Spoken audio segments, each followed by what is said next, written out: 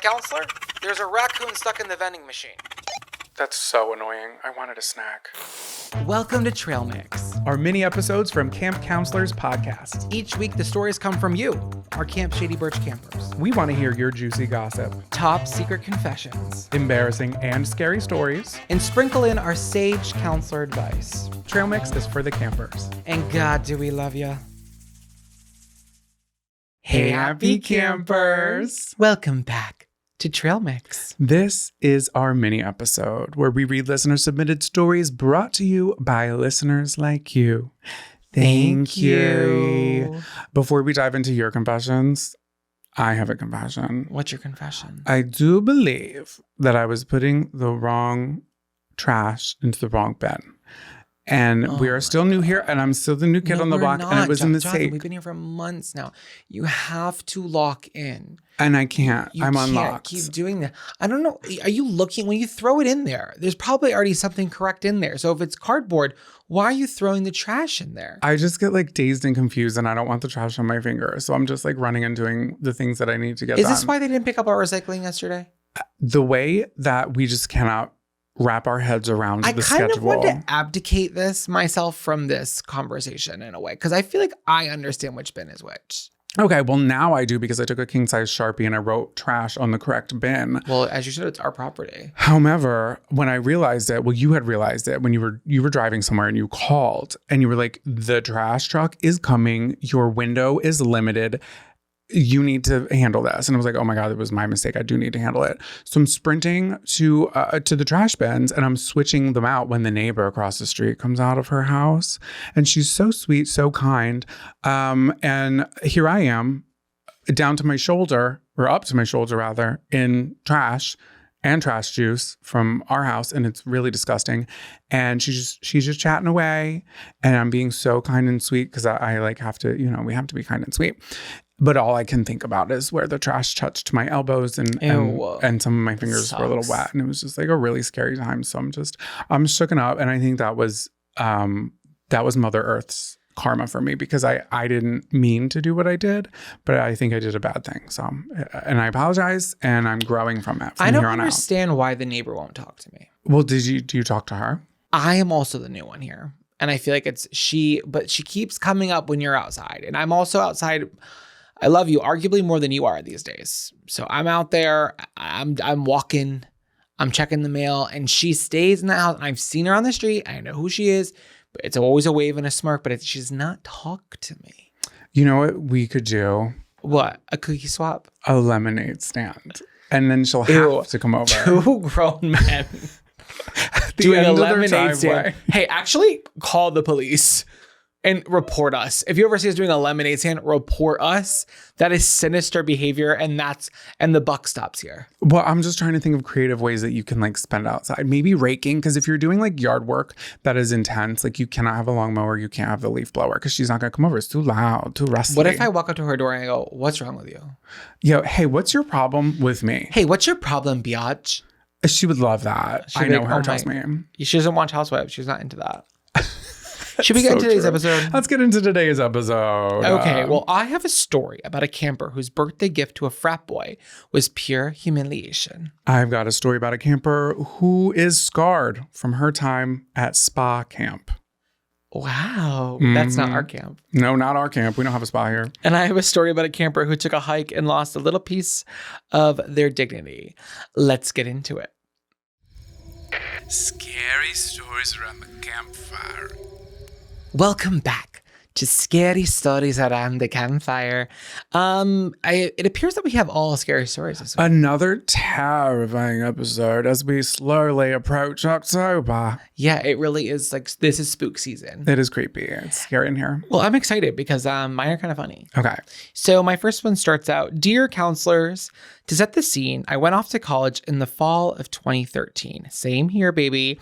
I just turned 18 that first month of freshman year, so I'm clearly planning to have all the fun an 18-year-old American college girl could experience. As you should. Our campus had a big Greek night out for fall rush season. So I'm walking down Greek Row with my roommates, where the frats are trying to recruit newbies. An older frat guy, let's call him John, shouts me and my friend's name loudly across the street. As we approach, I realize we do recognize him. We all went to high school together, but he was 2 grades older. He invited us to a party at the house, so we exchanged numbers, but I don't see him again for a while. Fall term goes on. I go on a few dates here and there, and even though it's not my main goal, I finally have my first nunu nana with a cute sophomore guy. Okay. He was very nice, generous, and supportive. No problems. Generous and supportive is how I like all my shags. Shags? Who are you? Babe, you said the word refuse today for trash. So. Okay, wow. Let's say I was hungry and making poor choices. This girl's creepy. I know what that means. Halloween comes around. The hottest weekend of the year. Like Halloween? Halloween. Simply a spooky story. It's just so hot. So Frat John invites us over to their house party. I go with friends, but naturally I'm the one to go back to his apartment. Of course. Typical setup, one standing lamp, mattress on the floor, but I want what I want. After that point, he became my standard booty call, friend with benefits, all the way up until winter break. While home for break, I went out with my high school friends, got a little drunk, and realized, oh my God, frat guy John is from my area and also is probably home for break. I text him and invite him to meet up at my house very late at night. Oh my God, that's like takeout. I guess. She's on Uber Eats, but for booty. My mom and stepdad are upstairs asleep, so we would have to go to the basement, which stored my stepsister's entire bedroom set. She had already moved to New York City, no room for her stuff there. So we jump on the bed and get to it. But I keep having to shush him since I'm terrified of waking up my parents. Risky. I've never done anything as scandy as this in my childhood home. Scandy. No, but like she's on a high. Like college has been crazy and fun and like she's living her truth. It's the holidays too. So it's like we got to jingle our bells. It's literally, oh yeah, no, it is. Yeah, it's Christmas. You're right. I was like, it's Halloween. It's barely a holiday, but no, you're right. Apparently, I had some good reason to be worried because a few minutes later, I hear my mom's slipper slamming down the stairs from 2 floors up. Oh, God. I push frat guy off of me, yell at him to hide in the laundry closet. This idiot doesn't do that, but instead hides behind the couch, crouching, butt-ass naked. My mom comes downstairs, sees me naked under the covers, and starts questioning me. Why did you come downstairs? Yeah, like, why are you in the basement? This isn't your room. Like, that's like already... This is weird. Yeah, what's going on down here? Why didn't you go up to your bedroom? Are you drunk? Did you drive? Are you feeling okay? I'm trying to answer these rapid fire questions as best as I can. As she interrogates me, she circles the bed and sees various pieces of clothing that are clearly not mine. From this point onward, the conversation proceeds in extremely angry Russian. Whose clothes are these? What man did you bring home? Where is he? Who is he? I'll kill him. But it's all in Russian. No, that's scary because he's like still there. And he's literally like crouching tiger hidden curtain.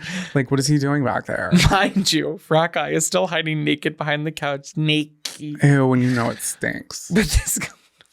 Why does it stink? I'm not explaining that one. But the conversation is no longer in a language he can understand. Wait, that's even really tense. He's like, what is going on? What are they talking about? Naked. Oh my God, I can't. Naked behind the couch. Oh, squatting. Oh yeah, squatty potting. Like a frog. Like Tarzan, like kind of like knuckles down. Yeah, no, that's what he's doing. So this boy peeks his head from behind the couch, which startles my mom so much that she screams like bloody murder, which causes my stepdad to finally wake up and storm downstairs. Mind you, my stepdad was over 6 feet tall, bald Russian man, a scary guy to look at even on a sunny day. Oh, that's a way to describe it. I've never heard anyone describe anyone like that. I love that. Even on a sunny day, my dad's a freak. It's the Russian lore of it all. The scene he witnesses was myself, naked and afraid under the bedsheet. My mom, enraged and holding random articles of clothing. And a frat guy, naked and even more afraid, peeking out from behind the couch. He hasn't even stood up yet. Funnily enough, is that a word, funnily? It is now. Funnily enough, my stepdad quite literally threw his hands up in the air, turned around, and took himself back upstairs as if to say, you know what? Your mom's got this one. Yeah, I feel like him walking into that scene is like, I'm literally not dealing with this. I know, but like a scary Russian father, how could he not be involved? But it's a stepdad. Yeah, so that's probably why he's like, this is not appropriate. He's like, this is not my game and it's not my ball. But there's 2 on the field. He had rightly assessed that there was no bigger threat in the room than my own mother. Bad bitch alert. The fallout went as expected. Mom sat me down in the kitchen for a lecture on safe sex and strangers. I texted frat guy, who had run out the door when he could. All I could say in response was, sorry about all that. Oh, and by the way, happy birthday, John. Oh, was his birthday? That was his birthday, Nunu. Oh. Truly the most embarrassing moment of my young life. Signed, Nunu Nana Girly in cabin 18. Oh, no. I want to know, like, the mom was holding some of the clothes. So I'm like, what is John running out of the house with? Oh, his stink, like you would think. And his skivvies. His skivvies. Camp counselors will be right back after these short messages.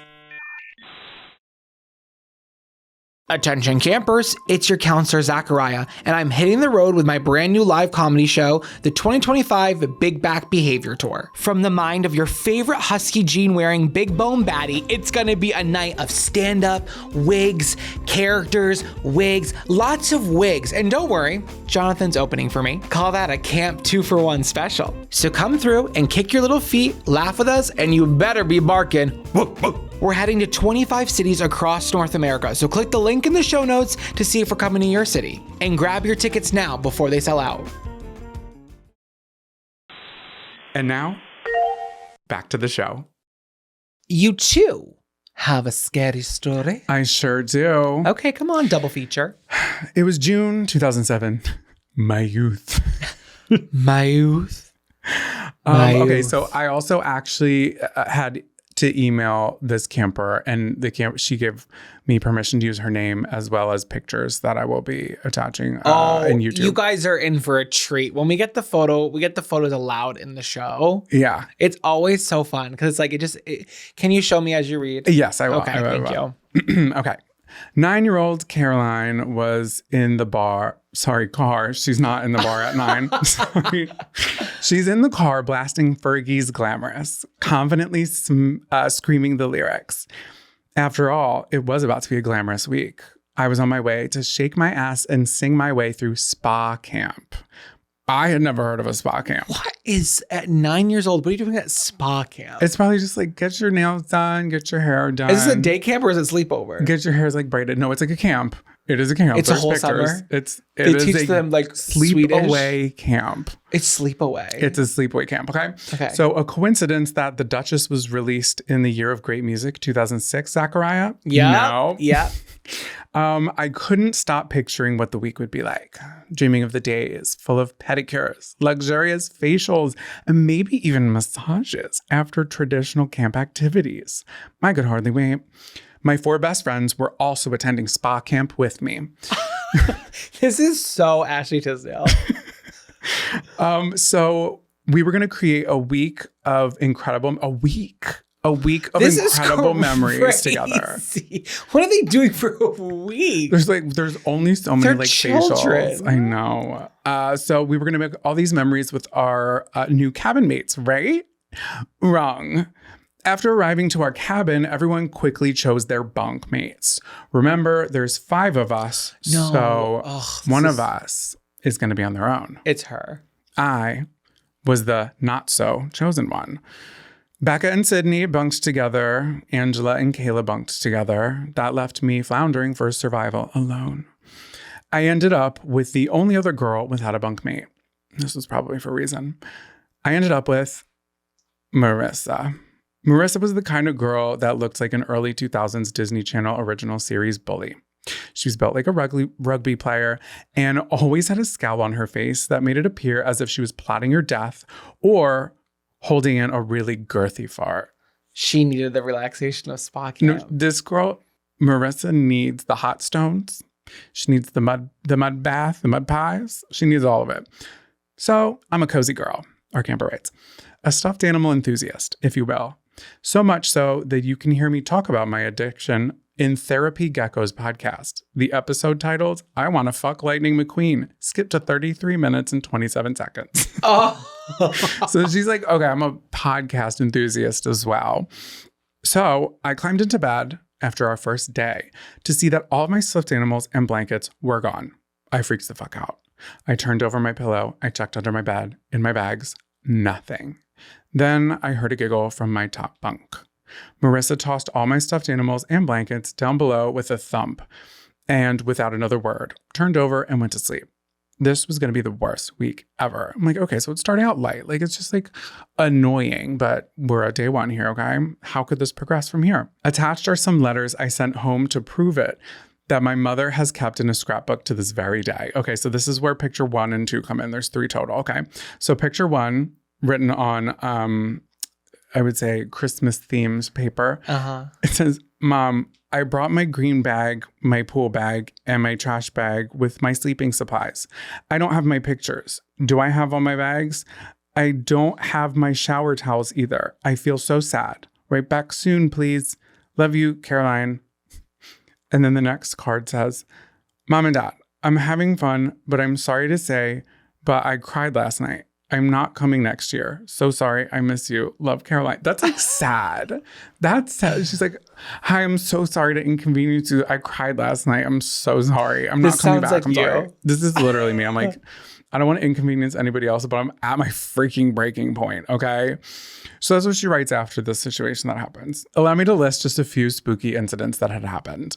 1, in the mess hall in the mornings, our counselors, Shadow, Shortcake, Echo, and Bones, yes, I still remember their names to this day, made it very clear that we all had to drink 2 16-ounce glasses of water before we were allowed to have any chocolate milk.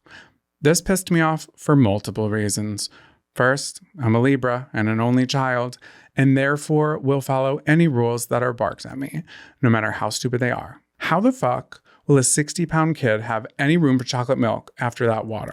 Yeah, that's like 2 full water bottles. And I feel like that's probably the name of the game. They're like, these kids cannot be running around on a hot day during spa day of all weeks and just being full of only chocolate milk. They're going to pass out from dehydration. They're going to throw up everywhere. Like, that's just, get out the sawdust. That's what happens. I think kids have been drinking milk since the dawn of childcare. I think they would have been fine, Jonathan. I also think some of these counselors are so not like us. They just like make up the rules as they go. I'm like, give the kids milk. I'm on my iPhone.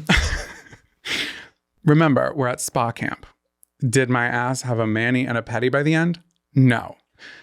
What did you do with that? You get in 1 manicure in spa camp for a week? What kind of camp is this? They said we had the Conair, what was it called? The Quick Wrap Hair Wrap. There was a song with it. The Conair Quick Wrap. Yeah, the Quick Wrap by Conair. There was a song.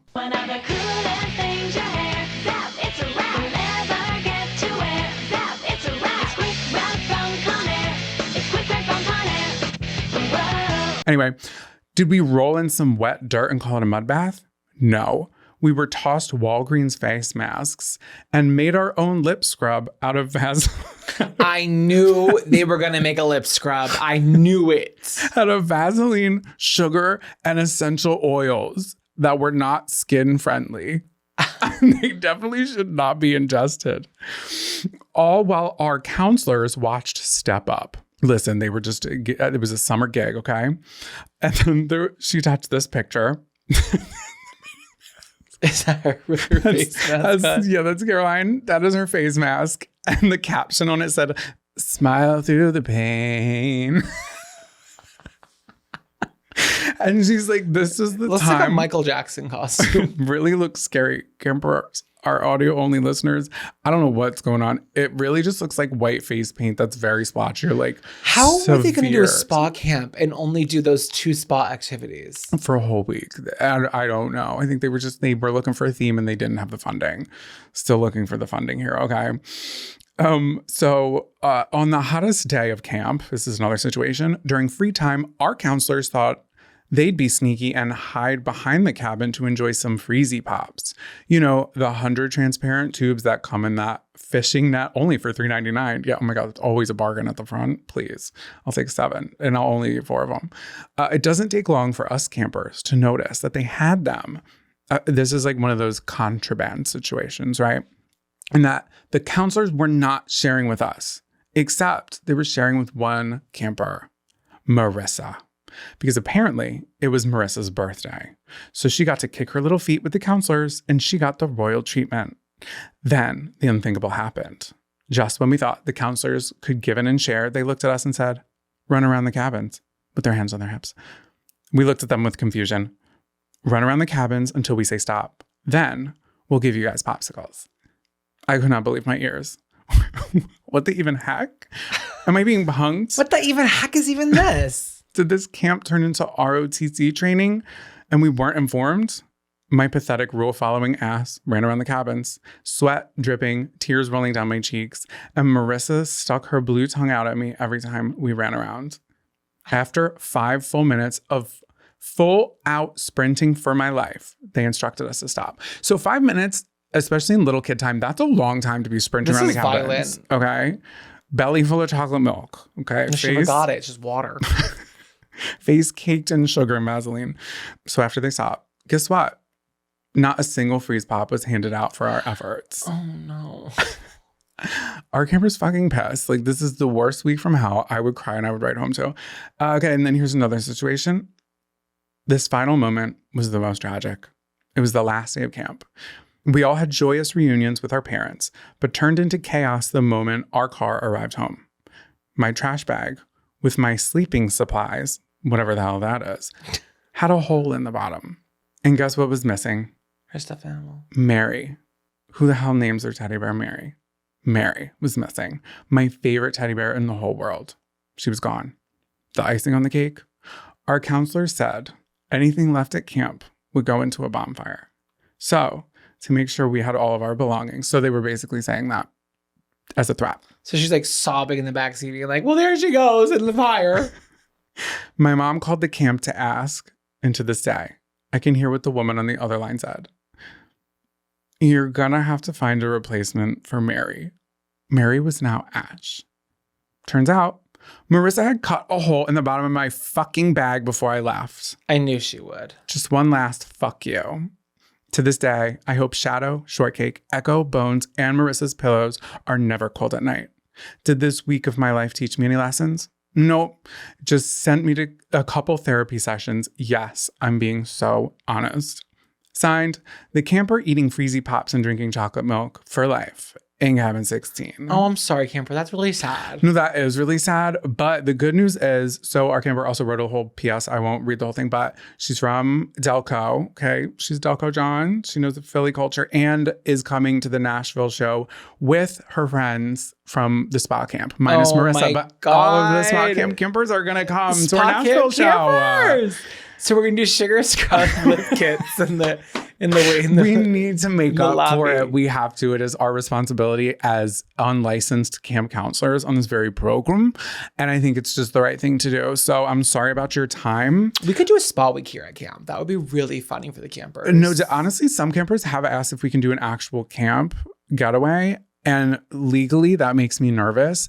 But if we could get like a legal team on it, maybe it could be something in the talks. I don't know. We advertise it as spa camp. Spa That's camp. so funny. And it's like literally just the recreation of that week. Every cabin has a Marissa hired actor. Oh my God. And it terrorizes the camp. And then everybody has to do laps around the entire camp because we're bigger than 9 years old now. We got to do more than the cabin. Yeah, we're doing 55 minutes. Camp counselors will be right back after these short messages.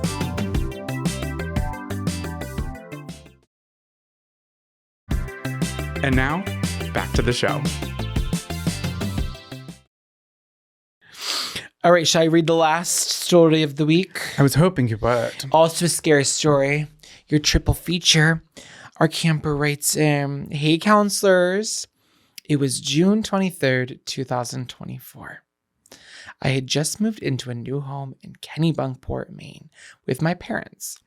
We were doing some renovations on the home, and I needed to be out of the house the entire day for some plumbing that was being done. Foreshadowing. I decided to make a day of it. I went to Chipotle, then decided to go on a nature reserve. I've been meaning to explore, a little me day, if you will. Okay. That's her spa day. Our camper finished the Chipotle and rolled up to the nature reserve parking lot. The reserve is a peninsula that sticks out into the ocean, and the walk takes you down and back the entire length of the peninsula with a historic home at the turn around point at the farthest walkable tip. Okay, so like I'm thinking Lighthouse House. Like we're in Kennebunkport. We've been there. Yeah. I love it. Yeah, so I know a camper, like campers in Maine, they know exactly what you're talking about. Mm-hmm. So she began her walk, full tummy, so she's going nice and slow, knowing that she doesn't have anywhere to be. It starts off so nice, waves crashing, birds chirping, Zachariah and Jonathan buzzing through my AirPods. Oh my God, not us being here for this. Life is good. I make it to the end of the peninsula when the historical home is in front of me. It's a decent size, so I'm taking it all in. She really just like, there isn't much going on. This is running errands for her. No, she's like, I can't go home. She goes, I'm walking the property. Checking the water gauge. Admiring the view of the ocean from the backyard. No, she's just like literally taking it all in. It's super quiet and spooky looking. A bit unsettling to walk around all alone, but very New England core to have this on a nature trail. Unbeknownst to me, though, the spookiness of the home would pale in comparison to what was brewing. I finished up my exploration of the property when out of nowhere it hits me. My stomach lets out a noise that was heard the next town over. Oh no. It feels like someone is taking my intestines and wringing them out like a wet towel. This isn't good. I instantly knew the culprit. This was the making of a Chipotle horror story for the books. This has happened to me so many times, not at a nature reserve, but Chipotle will get you. Yeah, well, it always does. My eyes dart around the property. Could there be a porta john all the way out here? I frantically scour the property. Well, you took it all in, so you didn't see it. Knowing I have minutes to seconds until imminent disaster. Christ! I'm running around at this point, cheeks clenching for dear life. It's not a minute since the initial jolt when I realize my efforts are futile. It's my pants or the woods, I tell myself. A real Sophie's choice. I set my sight on the woods next to the house. They're incredibly overgrown with the shrubbery and fauna, so I'm thinking this will be the best place to dip in, do my business, and get the heck out, praying no one stumbles upon me, lest we forget this is a public space. Also, like, it's a quiet space, so like you could be going and not knowing that someone's like simply like parked their car to do the same thing. Oh no. Oh my God. God forbid, like they have a dog who smells your scent. Oh my and God, then walks off leash. over. No. Off leash. Oh my God, runs over to you, and then the owner has to come and run and look. What is it? What do you smell, bud? It's all of its muzzle. Oh God. I prance through the bushes, get far away from the potential sight of anyone nearby, and let it rip. I've never had an evac this emergent. It was horrific. I'll spare you the details. I finish up, feeling a mixture of relief, trauma, and exhaustion. I wipe the sweat from my forehead. It then hits me that I now have to deal with part 2 of this ordeal. Cleanup. I panic. I'm checking my persons for any sort of pockets with a napkin of any type. A damn receipt would even do fine in this moment. I have nothing. It's summer and I'm in biker shorts and a t-shirt. I've since learned that I should have taken off my socks, done the old 1 and 2, and left them for dead. But my mind was much more Boy Scout centric at the moment. And if it's Chipotle, you might need a tube sock. It might be more than a 2 sock deal. I never thought about a sock as an option until this podcast. Because it really is like, that's a rule that you've learned here in Trail Mix. And honestly, we're helping out the campers. You know, it as is. They're helping us. But in full panic, like you're not thinking, right? So our camper's like, what do I do? I'm in full Boy Scout mode. She said, I remember round big green leaves are supposed to be safe when out in nature. And I decided that the leaves right in front of me fit these parameters just fine. These leaves were my best shot of not walking all the way back and driving around with poop butt for the rest of the day. Once the deed was done, I exited the woods, hands on knees, heavy breathing. I breathed a sigh of relief that no one was in sight and made my way back to my car, my dignity only slightly intact. Wow, I thought to myself, crisis averted. Note to self, no more Chipotle before hikes. I really thought the emergency evac tale ended there. It was 48 hours after the evac event. Oh no. I haven't even given it a second thought. I'm back at my house with fully functioning plumbing. I'm going through my workday when I feel a crazy crotch itch coming in. I don't get infections or have issues down there usually, so this random urge to scratch all the skin off seems strange. I thought it was just a post-shave coochie itch and left it alone initially, but it just got worse. That has to be the name of the episode. Post-shave coochie itch. Okay. Are we going to get flagged? Post-shave coochie itch. I love that. I was unable to focus at work for the rest of the day, just scratching my coochie so much. I added that. By quitting time, it felt like the fire ants have laid a nest in my crotch, and all 1,000 of their babies were feeding on my skin. But that didn't happen. No, it did. Please She say wrote no. that. It wasn't until there wasn't fire ants. Okay. It wasn't until that night when I got out the old handheld mirror and got a good look at myself down there when I realized I fucked up bad. Those leaves were not my friend. They were poison ivy. It was all over my crotch and my inner butt crack area. For the next week and a half, I would wake up each day with it worse than the day before. The spread was persistent, almost mocking me. She was taking her time. Did Mabry Hart write those in? Wendy Williams, clap if she should suffer. And suffer I did. That's a clap if she should suffer. Yeah. All right. Between scratching my crotch and butt so badly God. Why is you... that I started to draw blood. No. Yeah, when you're itching, you're itching. That's when you need a spatula. You need a soft spatula. Yeah, you need to wrap your fingers. You're being greedy. This is so sick. So it's spreading up to my stomach, down my thighs. Oh, it's growing. Oh, this is a big problem. No, it's an emergency now. I was living in denial that this would resolve itself on its own. I tried a few home remedies, Vagisil, calamine. Calamine I thought worked when I was a kid. I thought it did too. It's almost like Pepto-Bismol's like an edible cousin. Yeah. It looks so similar. It's like chalky and pink. And I don't know if they've changed the what. I want to smell it again. I don't remember it smelling particularly nice. I remember having some sort of like medical flower smell. I remember the bottle was not clear. No, I don't know it if was they the same- changed it, but it was The pink bottle was the same color as it and itself. maroon. It Yeah. wasn't red. It was like pink and maroon, and it smelled like something. Yeah, herbaceous. Maybe my mom switched to like the naturopath, the natural option, and that stank. I It thought absolutely calamine reeked. was nature. I don't know. I don't think so. Well, she tried that and the cold presses. She was cooked. It was burnt even. Like nothing was working for her. I woke up on July 3rd, knowing I had a big weekend coming up. I was hosting the girls for the 4th of July. Cancel. And my ivy-covered ass was supposed to be in a bathing suit on the beach all weekend. What's a girl to do? I walk over to the mirror to assess the damage of the day. My body had decided it had enough because I lifted up my shirt and there were hives all over my body. My arms, my legs, my back, everywhere. Hives. This is bad. Not only did I let the ivy spread like wildfire untreated, I had now let my body go into an allergic reaction because of it. I decided to finally cut the shit and march my ass down to the urgent care. It's like, no, now I need to take this seriously. You know what? Now it's not a joke anymore, body. It's not funny anymore. Cut the shit, self. This is honestly like, this kind of is me because I'm down to ignore.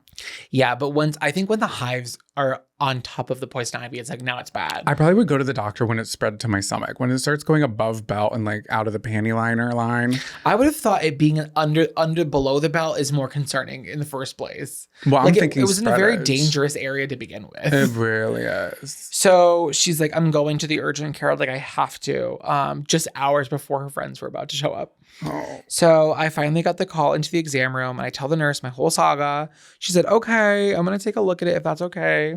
I lift my shorts to reveal my inner thigh that is now covered in a mixture of ivy and allergic reaction welts. It hadn't even been 1 second of her examining before she goes, okay, yup, that's poison ivy. This is bad. And whips out a prescription pad. She wrote that prescription faster than you could say prednisone, and I was on my way. I was still a welt-covered mess for most of the weekend, but those steroids really worked their magic and made me wish I had taken them 2 weeks earlier when this originally went down. I learned so much over those 2 weeks. Poison ivy can and will be fresh as hell and can spread far longer than Google claims. Steroids can save a girl's weekend.